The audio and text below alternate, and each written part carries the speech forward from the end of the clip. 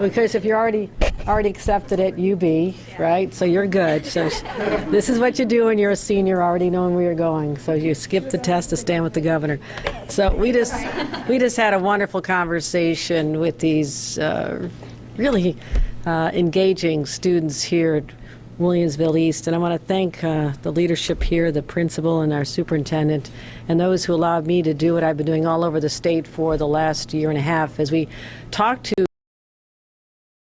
school students about what they've experienced since the pandemic, number one, the isolation, how it turned their lives upside down. And you know, these were classes that 4 years ago were just starting off, either still in middle school or starting off in high school, and it's had a profound effect on them. And we think about the confluence of that with the fact that there's been a rise in the use of social media, not social media that provides support for students and has connects them to student groups and a lot of positive effects, but how the social media companies have bombarded students with algorithms which are very, very addictive, and it's hard to break away from this. And so we talked about how some students have the discipline to, you know, set it aside during the school day. There's just a pull that's constantly there, and it's something that we've been talking about, this epidemic of suffering throughout this particular age group and younger, and especially girls. And the statistics related to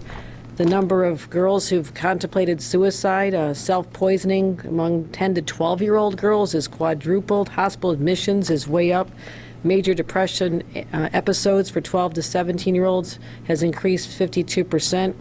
Suicide among 12 to 14-year-olds has doubled. So there is a linkage that we're trying to deal with at the state legislative level, because many of us are parents, or we have nieces and nephews, and we're seeing them struggle with this. So last year, I was joined with Attorney General Tish James and Senator Gunardis and Assemblymember Nili Rozic, and a lot of concerned parents and educators who talked about, is there some legislation that we can adopt to make sure that we can address this? And so I wanted to just hear from these students directly about, you know, the positive effects, the negative effects, and what it's doing, and what they'd actually recommend for younger siblings and young people starting out.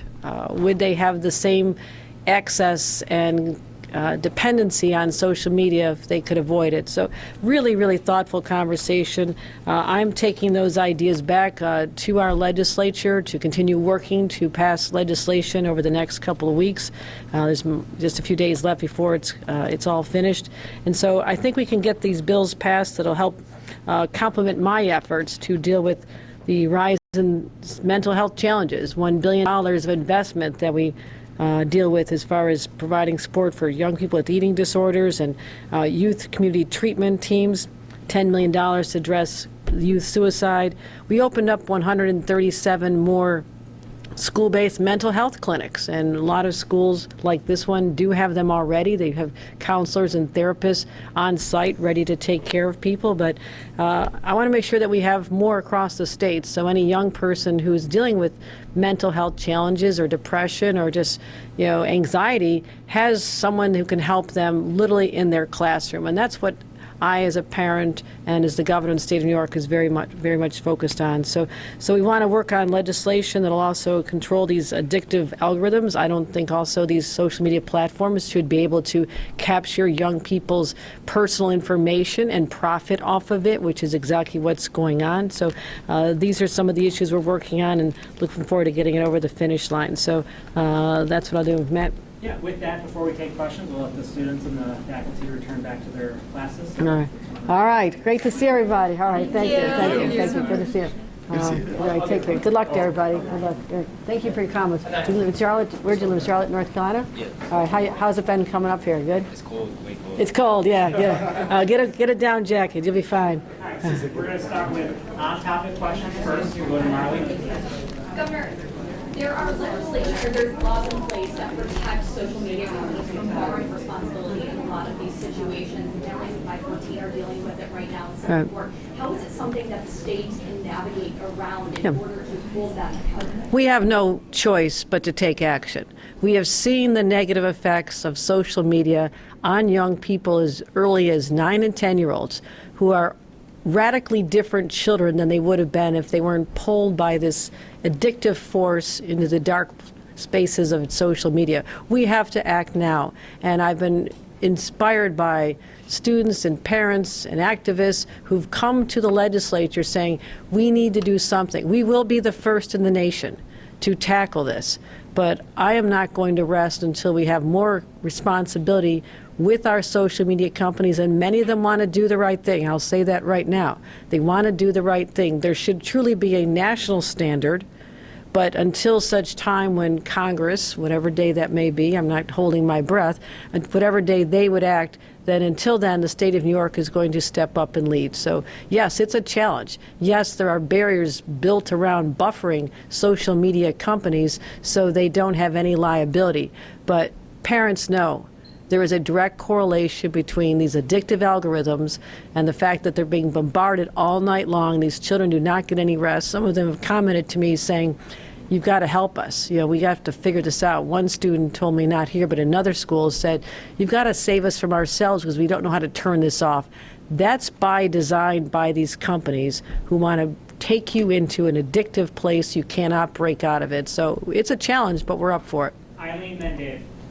Governor, I know that that was a private session that you held with them, but anything unique takeaways from this Williamsville school, from these Western New York students that will help in that? And yes, it will. Yes, it will. You know, and again, what I want to point out is that there are students, and some of these were LGBTQ plus students, and you know, Asian students who told me that they're looking for a network to connect with other people in their circumstances. And so I'm not talking about the ability to connect with others or to get support services or assistance they need from that networking. I'm talking about the fact that the companies are bombarding them with addictive algorithms, and that's what we're getting at. But no, it was actually very uplifting to listen to these students. These are students who are very candid about the effect that the pull has on them, even during the school day, when they know they're supposed to be studying, focusing on what the teacher's talking about.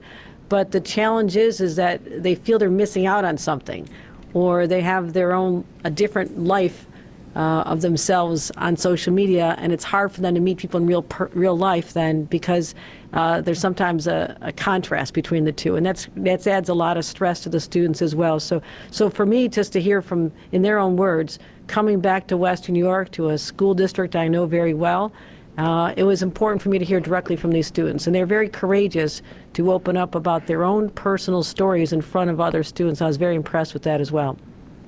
I hope you will take off topics, but staying on topic for a moment. I was going to ask you when you thought the mental health crisis began, but it seems like you trace it back to COVID.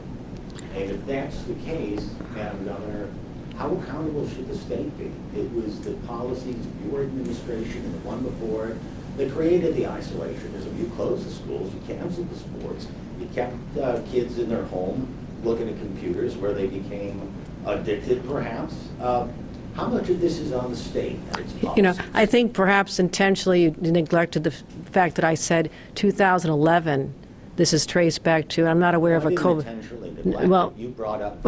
I brought up that exacerbated it, Yeah. but there's direct correlation between a rise in all these negative effects I read, and I was referring to the time frame of 2011 to 2018, which is pre-pandemic. So all these effects started when these algorithms, which are so addictive, started to be part of the course of the experience of being on social media, exacerbated by the isolation of the pandemic. But I didn't say cause, because I did say 2011. Next question. How much of the state is responsible for this? No, I think. How accountable can the state and its policies be labeled for what's No. going on? You know what I'm really proud is being part of the solution, and that's why we have $1 billion targeted toward mental health. No other state can match how we're addressing this, making sure that schools like this and others have these services available within them. So my view is, if we can get help to students now, if they have challenges, we can avoid a whole lifetime of them needing services in the future. So we are very focused on solutions, but this does go back to 2011. I'll repeat that again. Yep. Are you talking about controlling algorithms? Because I'm wondering, what does that look like legislating Yeah. something that is for the Right. We are telling them that they're not allowed to send unsolicited algorithms to students. If a student wants to search a topic, they can, but what you'll find is if you search particular subjects, you look up on TikTok, you put in the word suicide, you will get countless ways to commit suicide bombarded at you, even though you did not ask for that. So this is inspiring accountability among these social media companies, that we're holding them responsible, and we're working with them to find the path. Obviously, they prefer nothing change.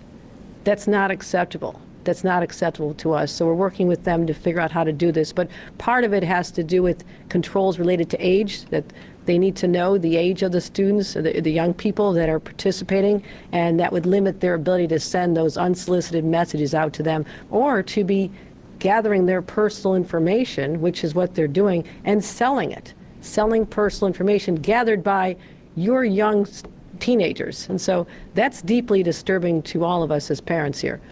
Right. Companies like Meta say that a ban or a partial ban of the algorithm lacks foresight, because they say that the algorithm is the best tool that they have to keep some of this material away from teens and children. How do you respond to that? That's the best way they have to keep drawing people in, so they continue to be able to advertise to them and make a profit off of our children. That's what we're talking about. We're talking about stopping that profit motive that is using our children as pawns and developing a dependency on their platforms because of these addictive algorithms. So there are positive effects of social media. The gathering in networks of other people that have similar circumstances or the same school or similar interests. But the social media companies know how to stop this. They just don't want to. And then last on topic for Mandy from the students. Okay. My name is Lena. I represent the Eastside Youth here at Williamsville East, and I'd like to ask, how will the Safe for Kids Act still combat liars who lie about their age when signing up for social media? Right. That's a very good question. We're working right now with the legislature on the exact details, but it'll be something more than just putting in your age. All these students admitted to me they know how to avoid the age restrictions by simply changing their date of birth and making it appear that they're 2 years old or 3 years older. So we're on to that. We know that that's going on, and we want this to actually be effective. This is not just a token gesture. We actually want to have meaningful change to take us back to a place where our students are not suffering the way they are right now.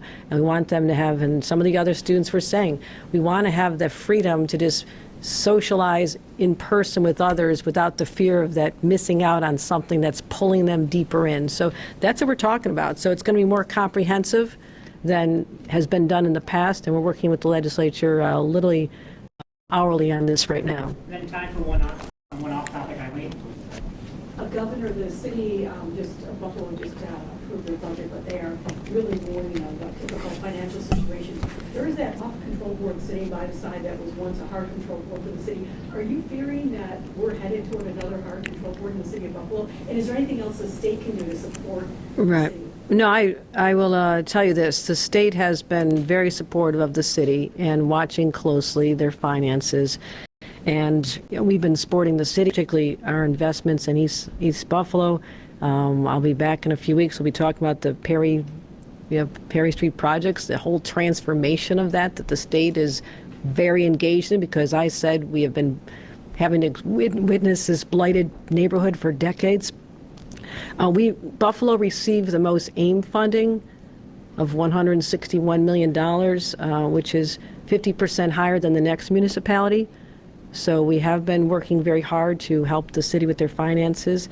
And we also did an increase overall, and Buffalo is one of 4 cities eligible for the maximum of $5 million more. So we're cognizant of the importance of the city, but I'm aware they're taking steps to change the tax rates and working with the city council on that. So let us wait and see how that bears out, in addition to this support that we gave to the city before we have any further conversations about softer hard control boards. So, Ma'am, if you refer to President Trump as a ringleader and his supporters as clowns, no, I said he. how does that improve the discourse?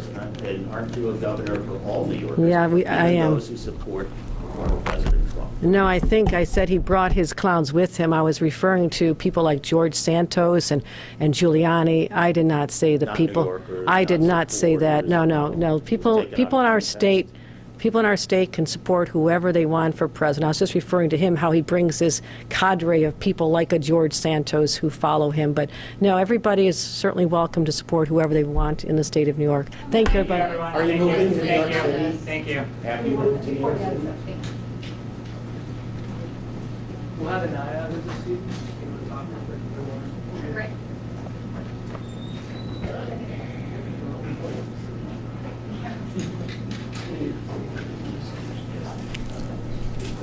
Okay, do you mind, is everyone good? Yeah, hold on a second. Just starting off saying, spelling your first and last name for us. My name is Anaya Ramadan, spelled Aniyah, and my last name is Ramadan, as in the holiday. You just say your name again for Anaya Ramadan, and I'm a senior at Williamsville East High School. Anaya, what have you experienced on social media throughout your time growing up?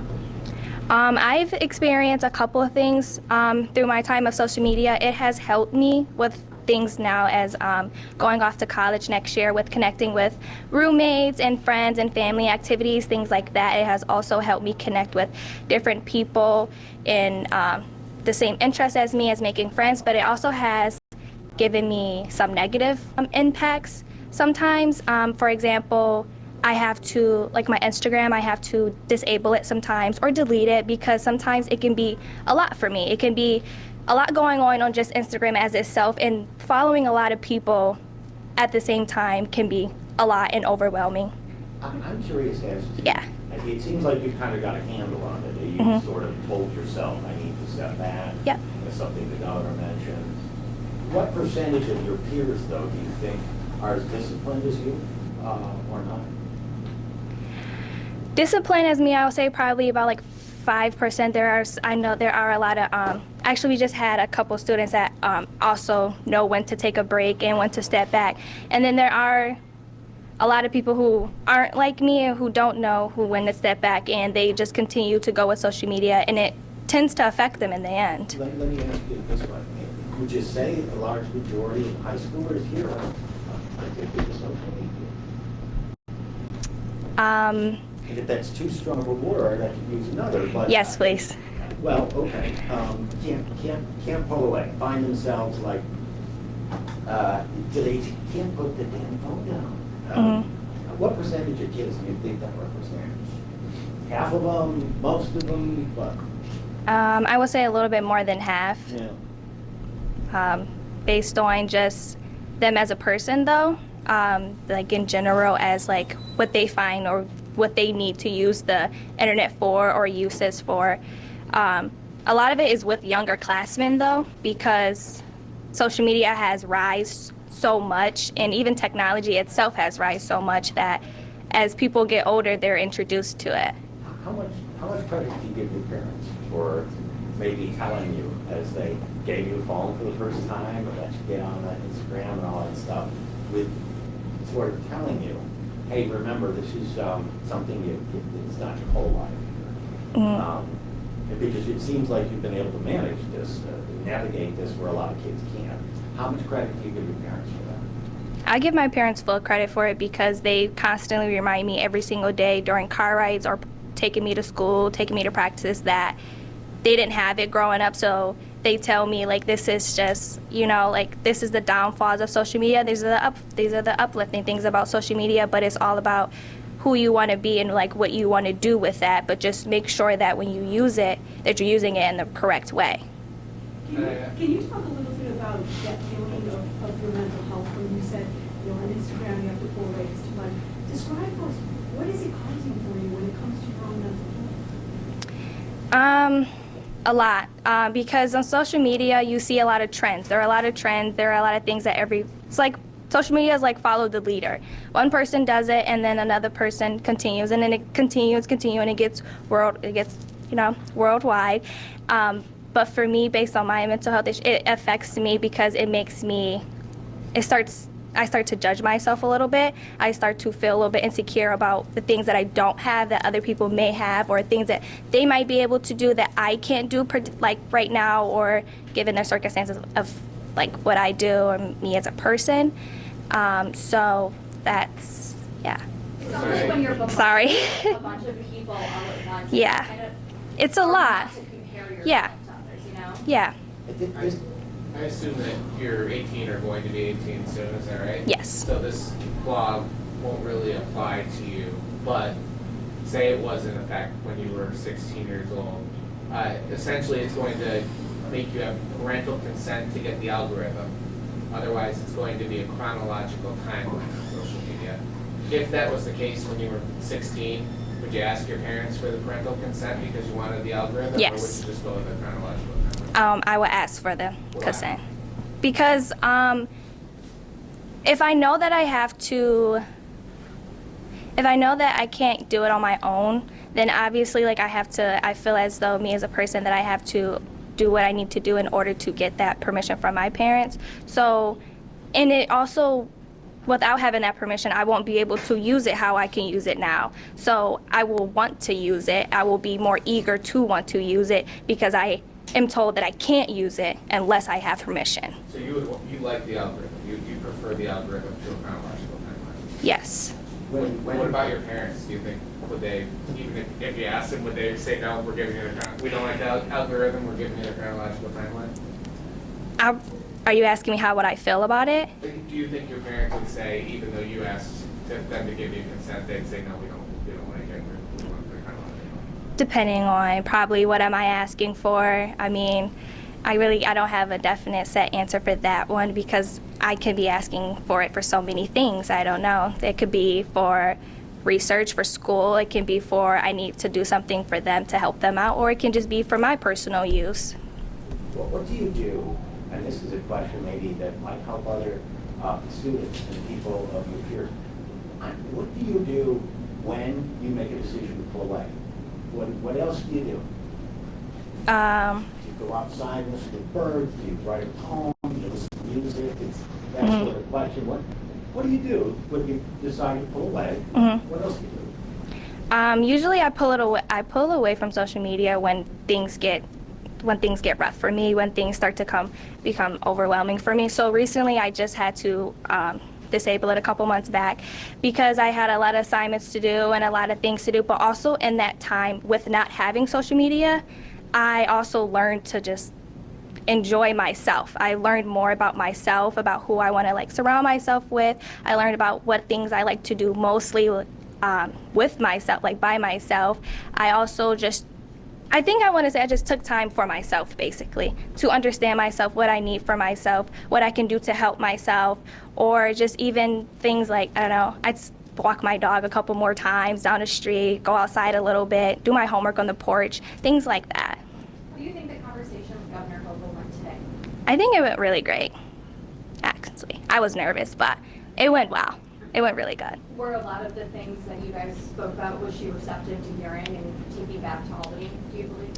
Yes, she gave a lot of inputs into everything that we have said and her thoughts about it, and I do think that the things that we said today, I do think they kind of made her think a little bit about what to do next and how to move on from there.